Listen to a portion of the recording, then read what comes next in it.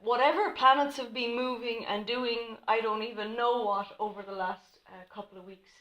It's been like energetically very tiring, very heavy going, and it's been there's been a lot of negativity moving, and that's been very challenging in our thinking.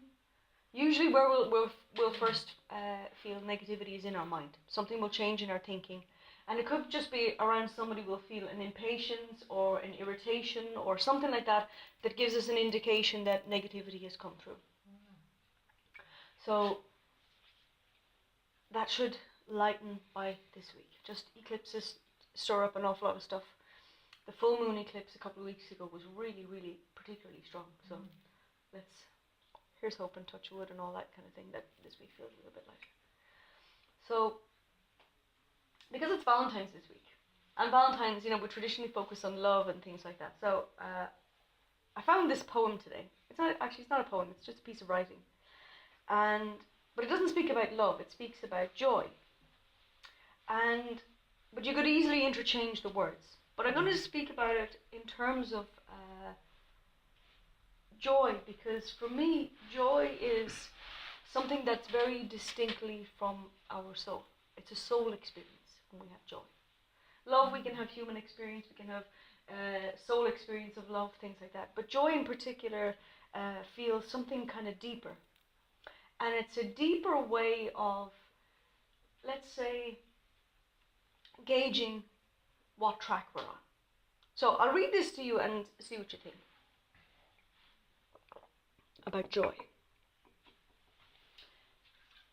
It is not happiness, it is joy. It is something different. Joy develops out of the soul as soon as we are in tune with the movements of the soul, in whatever direction they take us. Sometimes this path may be an illness, a challenging task, or perhaps an unavoidable adventure. If we are in tune with the movement of the soul, then we feel connected to something great, and this is full of joy.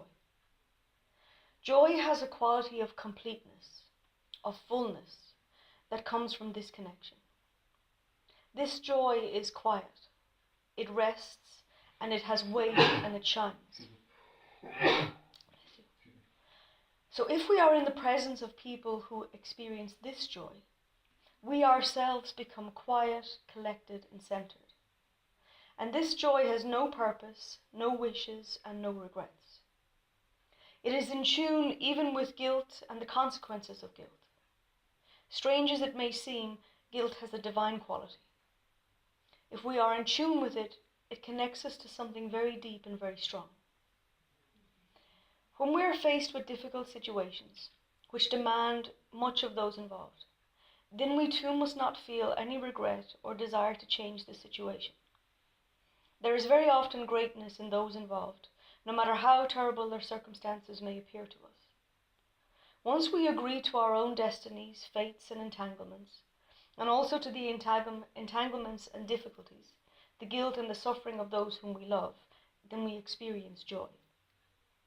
It's very strange. It's a very deep contentment. And in this way, today, I wish you this deep inner joy.